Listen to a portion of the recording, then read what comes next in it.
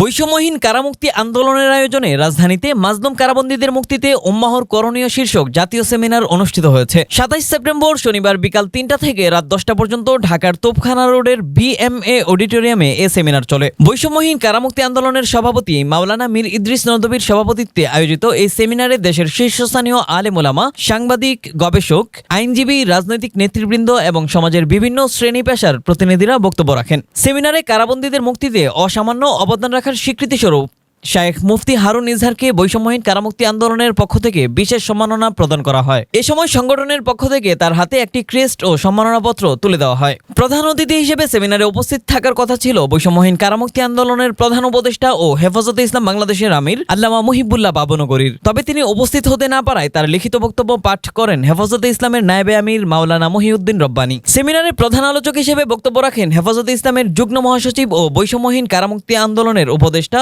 শায়েখ মুফতি হারুন ইজহার। এছাড়াও সেমিনারে বক্তব্য রাখেন অবসরপ্রাপ্ত সামরিক কর্মকর্তাদের সংগঠন রাওয়ার সভাপতি কর্নেল অবসরপ্রাপ্ত আব্দুল হক, কারা নির্যাতিত আলেমেদিন শায়েখ মুফতি জসিমউদ্দিন রহমানী, হেফাজতে ইসলাম ও খেলাফত মজলিসের নায়েবে আমির মাওলানা আহমদ আলী কাসেমি, হেফাজতে ইসলামের নায়েবে আমির মাওলানা আব্দুল কাইয়ুম সুবহানী, বাংলাদেশ খেলাফত আন্দোলনের আমির মাওলানা হাবিবুল্লাহ মিয়াজি, আয়নাঘরের বন্দী সামরিক কর্মকর্তা ও রাজনৈতিক বিশ্লেষক কর্নেল অবসরপ্রাপ্ত হাসিনুর রহমান, খেলাফত আন্দোলনের একাংশের আমির মাওলানা আবু জাফর কাসেমি, খেলাফত আন্দোলনের নায়েবে আমির মাওলানা মুজিবুর রহমান হামিদি, নাজামে ইসলাম পার্টির মহাসচিব মাওলানা মুসা বিন ইজহার, লেখক ও গবেষক মাওলানা খালিদ সাইফুল্লাহ আরাই হাজারি, হেফাজতে ইসলামের কেন্দ্রীয় সহপ্রচার সম্পাদক মুফতি শরীফুল্লাহ, হেফাজতে ইসলামের কেন্দ্রীয় সহ অর্থ সম্পাদক মুফতি ইলিয়াস হামিদি, আয়নাঘর ফেরত পরিবারের সদস্য আলহাজ কারি তাজুল ইসলাম, কারা নির্যাতিত ইসলামপন্থী ব্লগার শাফিউর রহমান ফারাবি, পয়ামে ইনসানিয়াতের আমির ডক্টর শহীদুল ইসলাম ফারুকি, ভয়েটের কনভেনার মাসরুর আনোয়ার চৌধুরী, বিশিষ্ট সাংবাদিক আবু সুফিয়ান, ইন্তিফাদা বাংলাদেশের প্রেসিডিয়াম সদস্য ডাক্তার মেহেদী হাসান,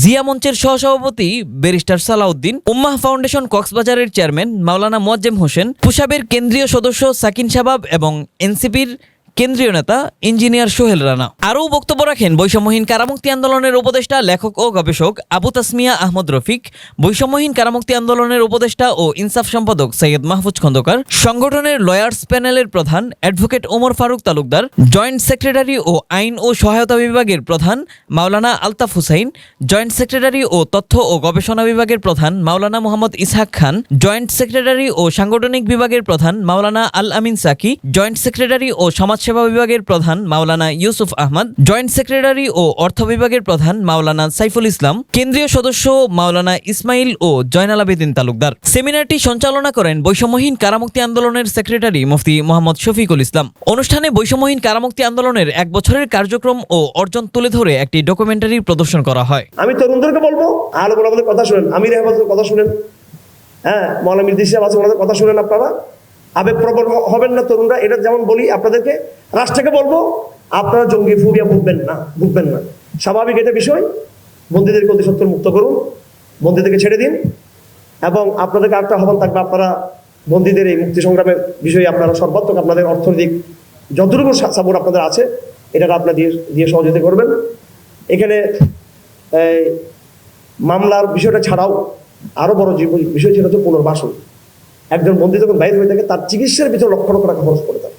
আমাদের কিছু বোনেরা কারাগারে ছিল, আহত, নির্যাতিত, নিপীড়িত হয়েছে, তারা ব্যাপকভাবে বের হয়ে তারা এখন অসুস্থ হয়ে পড়ছে, মৃত্যুসজ্জায় লড়তেছে, তাদেরকে নিয়ে দিতে হবে। আমাদের অনেক ভাইদের বাড়ি হারিয়ে ফেলছে, বাড়ি নেই, তাদেরকে বাড়ি নির্মাণ করে দিতে হবে। বিশাল একটা ব্যয়যোগ্য। আপনার মজলুমদের কষ্ট আপনারা এগিয়ে আসবেন। বৈষম্যহীন কারামুক্তি আন্দোলনের আজকের এই প্রোগ্রামের সম্মানিত সভাপতি এবং আমার সামনে যারা আছেন সকলকে আন্তরিক মোবারকবাদ জানাই এই জন্য যে কারাবন্দীদের যে দুর্দশা এটা আমরা সকলেই জানি এবং সকলের কাছে এটা কোনো গোপন কিছু নয়, লুকানো নয়। তো এই আন্দোলনটা একটা নতুন মাত্রা যোগ করেছে। আমি মনে করি এই আন্দোলনের সঙ্গে বাংলাদেশের সমস্ত শ্রেণী পেশার মানুষ এবং ধর্ম বর্ণ নির্বিশেষে সকলকে এগিয়ে আসা উচিত এবং এই সংহতি এবং সমর্থন জানানোর জন্যই আমি এখানে এসেছি। হযরত উলামায়ে কেরামের পূর্ণ সমর্থন ইনশাআল্লাহ এই আন্দোলনের সঙ্গে থাকবে। এই সংহতি জানানোর জন্যই আমি এসেছি। বৈষম্যের কথা যখন আসলো, জেলখানা দেখবেন জঙ্গিদের জন্য একটা ভিন্ন সেল আছে, তাই না? যারা ছিলেন জানেন জেলখানা জঙ্গিদের জন্য ভিন্ন সেল, ওইখানেও বৈষম্য করা হয়েছে। যেহেতু আমি ছিলাম, আমাকে ওই সেলে রাখা হয়েছিল। আমি মনে করি পরিষ্কারভাবে বলতে চাই সরকারকে, সময় অধিকার দেন, সময় অধিকার ভিত্তিতে বিচার করুন। আমরা আজকে যারা জঙ্গি, যাদের বলতেছেন, এরা আসলে জঙ্গি না, এরা এই দেশেরই সন্তান। বৈষম্যহীন কারামুক্তি আন্দোলন প্রথম থেকে আমার মুক্তি চেয়েছিল। 5 আগস্টের পরপরই যতগুলি ভালো কাজ হয়েছে, এর মধ্যে বৈষম্যহীন কারামুক্তি আন্দোলনের কাজটাই সবচেয়ে সবার আগে আমি বলবো। কারণ কারাবন্দীদের মুক্তির জন্য কথা বলা, এর আগে বাংলাদেশে না কোনো এনজিও করেছে, না কোনো সংগঠন করেছে। বাংলাদেশে অনেকগুলো এনজিও কাজ করে, কিন্তু আপনারা দেখবেন কখনোই কারাগার নিয়ে কাজ করেছে এমন একটা এনজিওর নাম পাবেন না, যে কারাগারের বন্দীদের মুক্তির জন্য তাদেরকে লিগ্যাল এইড সাপোর্ট দেওয়ার জন্য, ফাইন্যান্সিয়াল সাপোর্ট দেওয়ার জন্য এমন কোনো এনজিও পাবেন না। তো বলতে গেলে বাংলাদেশে প্রথম কারাবন্দীদের মুক্তির জন্য কাজ করেছে বৈষম্যহীন কারামুক্তি আন্দোলন। আজকের আমরা এখানে যে কারামুক্তি আন্দোলন করছি, ঠিক আছে, আমি আজকের ওই আলোচনাটা যেতে ইচ্ছে যে কারামুক্তি আন্দোলন করছি, ভাই কারা ইটসেলফ তো একটা জুলুম। আমরা তো মনে করছি যে কারামুক্তি করা দরকার, আমাদের অন্য ভাইদের জন্য ন্যায় ইনসাফ এস্টাবলিশ করা দরকার।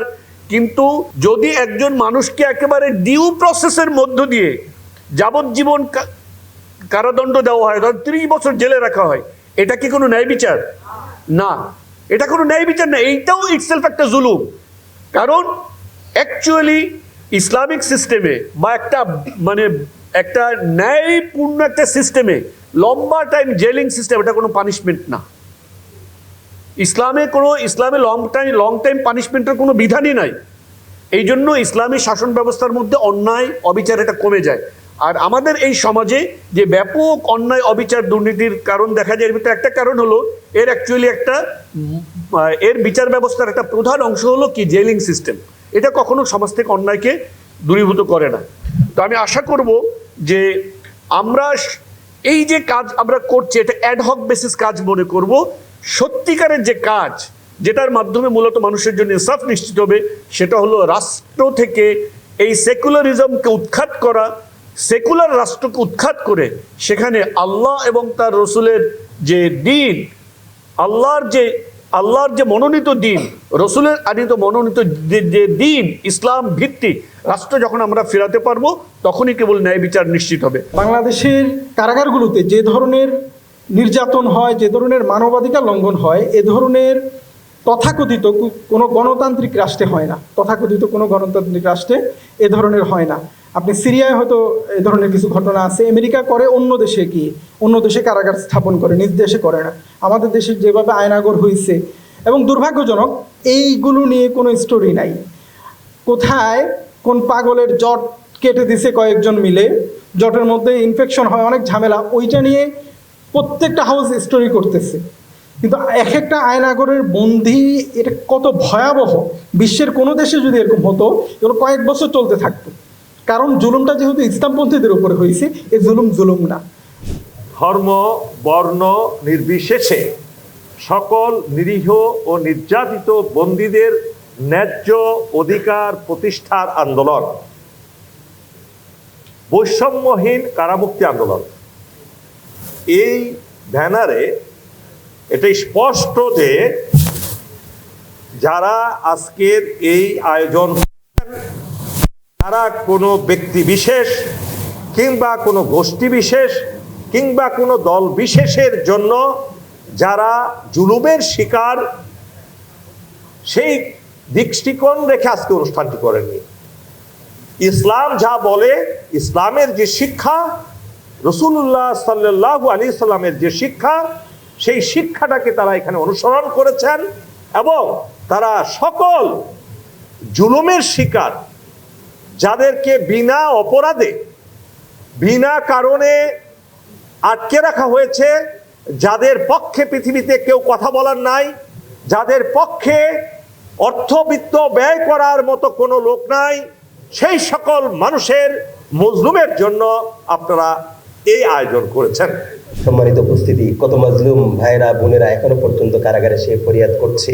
কথা দীর্ঘায়িত নই, আমরা বলবো সেই ফরিয়াদ যারা করছে তাদেরকে উদ্ধার করার জন্য আমাকে আপনাকে ওলি এবং নাসিরের ভূমিকা পালন করতে হবে।